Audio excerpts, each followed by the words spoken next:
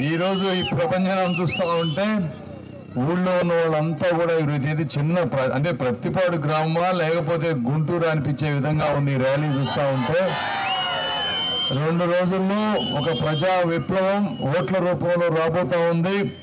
అయితే ఎవరన్నా కొంతమంది కనుక అక్కడక్కడ వైఎస్ఆర్సీపీకి ఓటేద్దాం అనుకునే వాళ్ళకి నేను 5-6 ముక్కల్లో ఒకటే చెప్పదలుచుకున్నాను. మీరు ఒక్కసారి ఆలోచించండి బ్రదర్.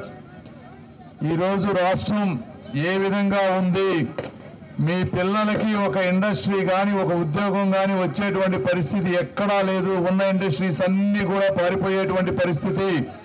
మీ పిల్లలకి గంజాయి అలవాటయ్యేటువంటి పరిస్థితి.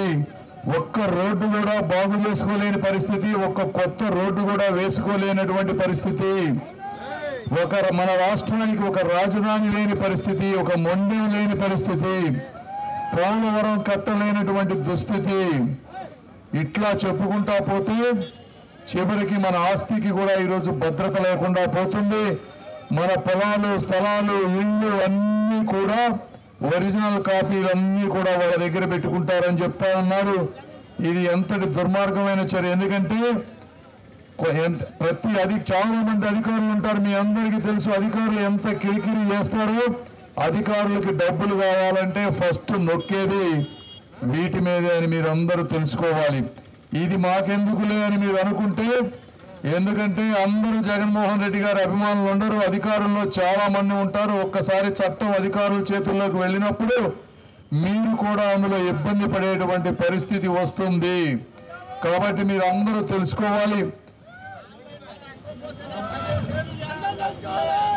ఇంకొకటి, ఈ రోజున ప్రతి గ్రామంలో గంజాయి, విపరీతంగా గంజాయి పెరిగిపోయింది. పిల్లలు ఇటు అంటే ఏమి చేయాలో అర్థం కాక రైతు కూలీలుగా మారిపోయి ఉపాధి లేక ఈ గంజాయి బారిన, అదేవిధంగా మొత్తు మందు బారిన, కల్తీ మద్యం బారిన పడి రాష్ట్రం అరాచకంగా తయారవుతా ఉంది.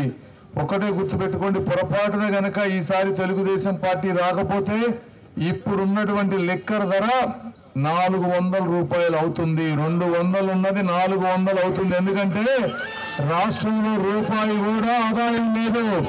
రూపాయి ఆదాయం లేదు. ఈ ఆదాయం ఎక్కడి నుంచి తెస్తారు అంటే చివరికి మళ్ళీ ప్రజల రక్తం ఈ మందు రూపంలో తీర్చుకోవాల్సిందే, దోచుకోవాల్సిందే.